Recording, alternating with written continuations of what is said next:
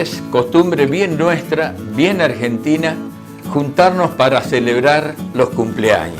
Un día que queremos compartir, queremos refrescar la memoria. También aprovechamos para proyectarnos, para asumir los nuevos desafíos. INCUPO cumple 50 años. Con ese motivo preparamos este video documental Para compartir lo que vivimos, pero esencialmente para compartir nuestros sueños.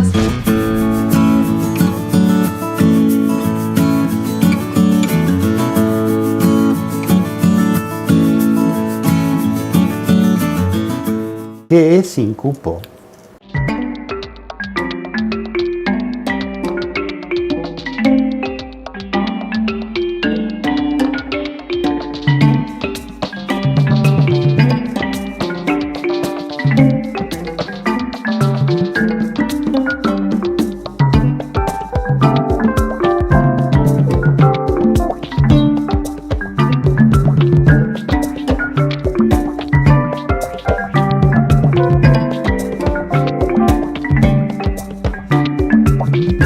INCUPO es muchas cosas, porque a lo largo de su historia vivió todo un proceso. Siempre mantuvo su originalidad de dedicarse a sectores pobres de las zonas rurales. El tema de la educación y la comunicación popular fueron dos herramientas que INCUPO trabajó durante los 50 años y creo que son las dos fortalezas que de algún modo le dan la esencia y el ADN a todo el trabajo que llevamos adelante como INCUPO. Comenzó haciendo alfabetización, utilizando los medios radiales.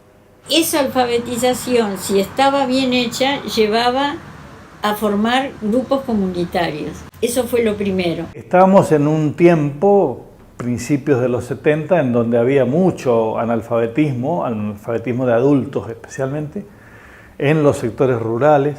Sectores rurales que era tanto el campo como los montes. Había todavía mucha selva chaqueña y en ese tiempo habían muchos hacheros y sus familiares que no tenían acceso a ningún tipo de formación de educación. Los obispos de la región NEA piden un diagnóstico de la región.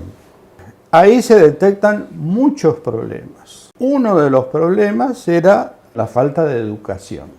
Creo que ese fue el motivo por el cual se hizo una opción por la educación. Hoy sabemos que la educación no es todo, pero en ese momento se consideraba la educación como clave, como llave para arrancar un desarrollo rural más humano. Yo era promotor de INCUPO y andaba en una camioneta que decía: la educación nos hace libre. Se decía también: el ignorante es un esclavo.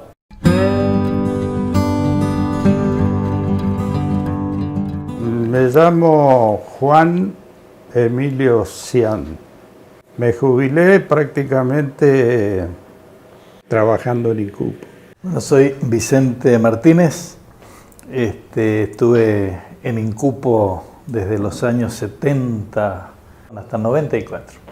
Soy Mabel Quinteros, soy docente entrerriana de Concepción del Uruguay.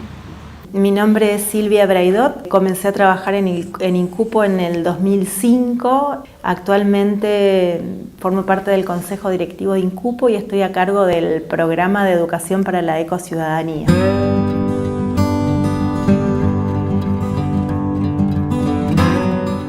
Se buscó experiencias de una alfabetización y ahí se conjugó un poco el trabajo de Pablo Freire, que se venía en los años 60 trabajando en Brasil, con una experiencia en Colombia de ACPO, Sutatensa.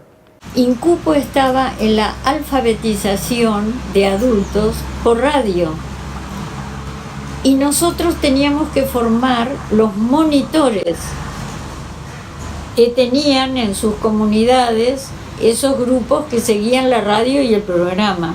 Entonces empezamos con los centros radiofónicos, que era organizar pequeños grupos de 5 o más personas que con el apoyo le llamábamos monitor, un alfabetizador, de una persona que tenía alguna escuela hecha, no importa el nivel. Sabían leer y escribir y estaban al servicio de sus hermanos. Le facilitábamos el aprendizaje para ser alfabetizador a través de cursos de formación. Entonces había una radio, el programa radial de alfabetización, y la radio iba orientando al monitor cómo ir haciendo la enseñanza a los adultos con quienes estaba reunido. No terminaba en la alfabetización la cosa, va más allá. Se llamaba alfabetización liberadora y que apuntaba a, primero, el análisis crítico de la realidad. Había una intencionalidad política, conocer la realidad para cambiarla, para que no siga siendo así. La tercera es que los pobres, los marginados, decíamos en ese momento, sean sujetos de ese cambio, sean protagonistas. Y esta incidencia alfabetizadora iba en primer término a la persona, pero iba también al grupo. Por eso las primeras reuniones de alfabetización, bueno, las de siempre, era siempre en torno a un grupo que se llamaba Centro Radiofónico. Porque en el diálogo entre ellos también se va generando como un patrimonio común, subjetividad social, le dirán algunos, que va como creando una manera de ver distinta en conjunto.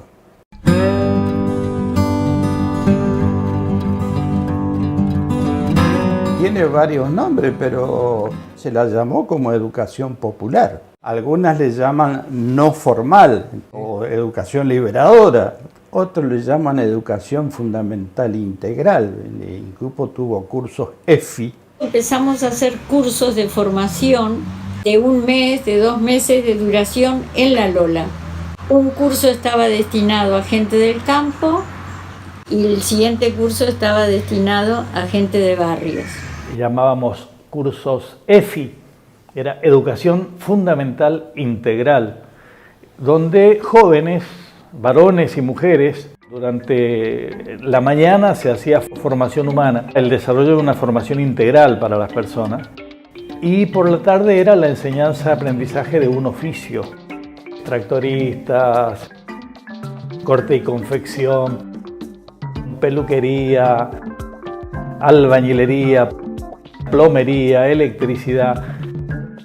Los jóvenes que participaban salían de ahí con un oficio mínimo, porque en 2 meses no es que se aprende demasiado, pero salían y podían trabajar en sus comunidades casi inmediatamente. Siempre en Incupo estuvo educación y comunicación, pero que en realidad formaban una sola cosa, porque es una educación dialógica, de diálogo.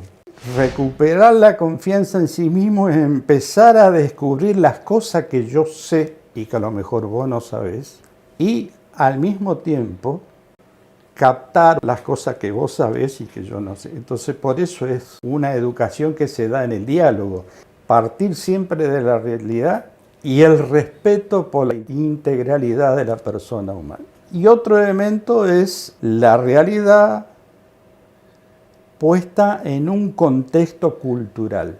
Por eso se llama Incupo el Instituto de Cultura Popular. La importancia de la cultura, porque no vivimos solos, convivimos con otros y en esa convivencia vamos creando saberes, sentires, criterios, pautas que van conformando una manera de ver el mundo, una manera de responder y de actuar en el mundo.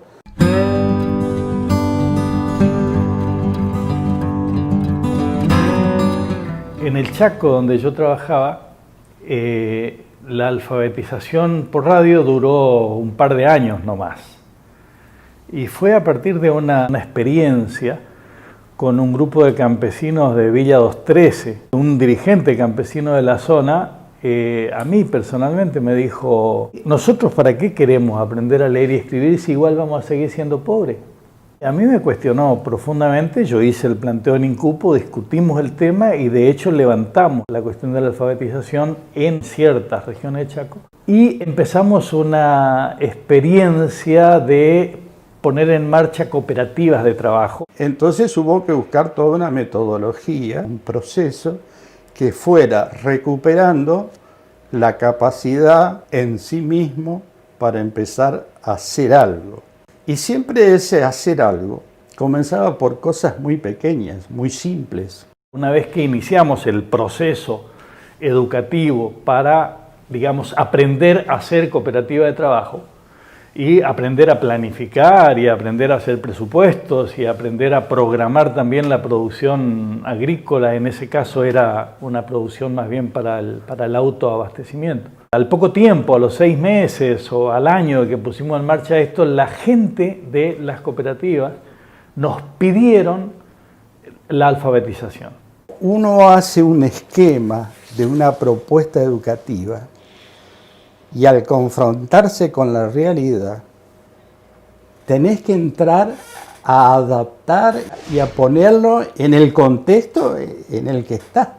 Nos reuníamos para analizar primero la situación en la que estaban viviendo, cómo era la realidad en la que ellos se encontraban. El análisis era formalmente hecho por la propia gente con toda la metodología de educación popular. Entonces estos grupos hacían su propio análisis de la realidad en la que se encontraban y analizaban también de esas cosas cuáles podían ellos mismos resolver por su cuenta. Por ejemplo, decían, bueno, nos falta, no tenemos camino acá, necesitamos una picada. Y entonces hacíamos un plan para hacer la picada y la picada se hacía. Volvíamos entonces a reunirnos ya para analizar de nuevo la nueva realidad y la nueva realidad ya era con picada.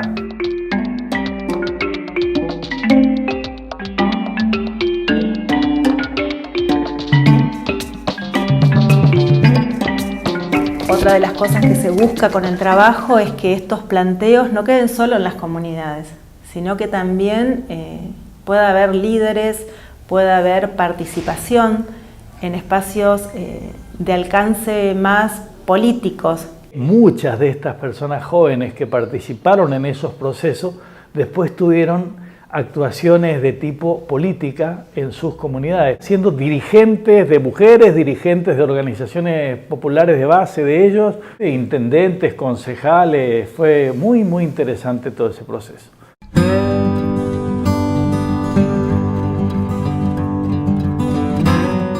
La idea de la promoción humana siempre estuvo para que las personas pasen de condiciones menos humanas a condiciones más humanas. Incupo como una institución cristiana, católica, trabajó y trabaja por la formación de las personas y por la formación de la comunidad. En algún momento fue lo de alfabetización, lo de los cursos EFIS, lo de la formación para generar emprendimientos, la generación de organizaciones. La sociedad en general hizo aprendizajes desde los sectores populares, campesinos e indígenas fundamentalmente, y también personas de los barrios suburbanos. Hicieron sentir su presencia en la sociedad.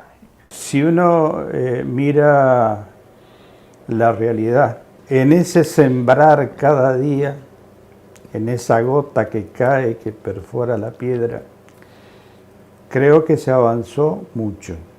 Yo veo los pueblos aborígenes de no existir a tener presencia, a tener palabra, y lo mismo en el mundo campesino.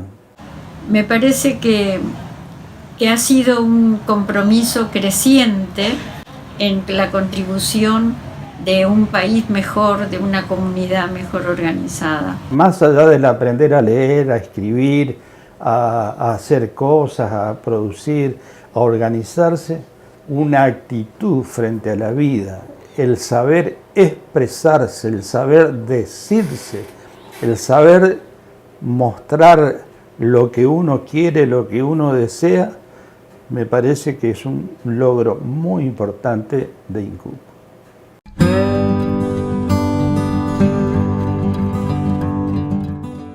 La educación, la capacitación y la organización son elementales. Nosotros tenemos que estar ahí, pero desde la realidad, no desde la teoría. La idea de que INCUPO y otras instituciones afines puedan hacer aportes a través de sus vinculaciones con universidades, con centros de formación, etcétera, es muy buena. Pero también las universidades, los institutos, los centros de formación en general tienen que tener presente que hay otra sabiduría que todavía no está del todo explorada y de donde se puede sacar mucho aprendizaje, sobre todo de valores, en estos tiempos en que estamos descubriendo que en realidad tenemos que vivir en armonía con la naturaleza, y de eso los indígenas saben desde siempre, los campesinos también, los pequeños campesinos.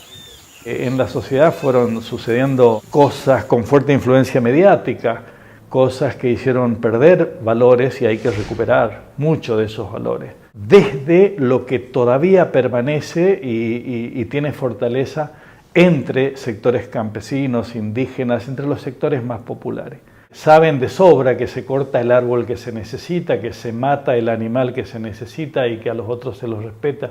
Me parece que está muy bien esta tendencia de que INCUPO pueda hacer aportes en los espacios de formación, de que las universidades abran sus aulas para poder escuchar estos aprendizajes de años, hace muchos años que se vienen haciendo estos aprendizajes. Creo que el futuro de INCUPO tiene que ver con dos ideas. Por un lado, el generar espacios y grupos, comunidades que se organicen y que hagan sus propios planteos.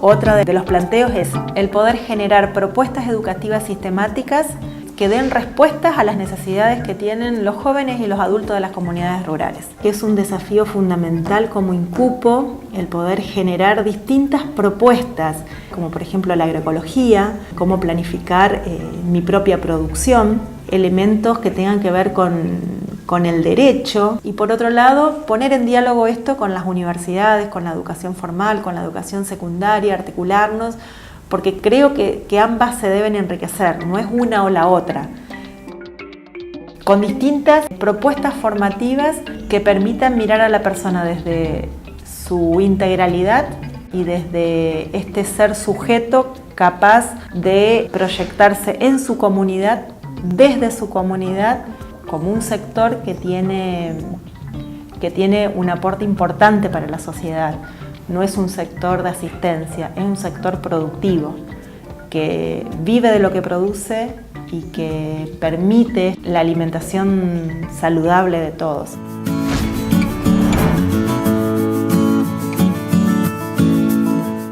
...50 años hacia adelante, eso significan personas comprometidas en esta línea de acción. 50 años de bendiciones, 50 años de acción de gracias. Gracias, amigos, y por otros 50 años de compromiso con lo popular. Que sean otros 50 años, por mucho tiempo. Happy birthday.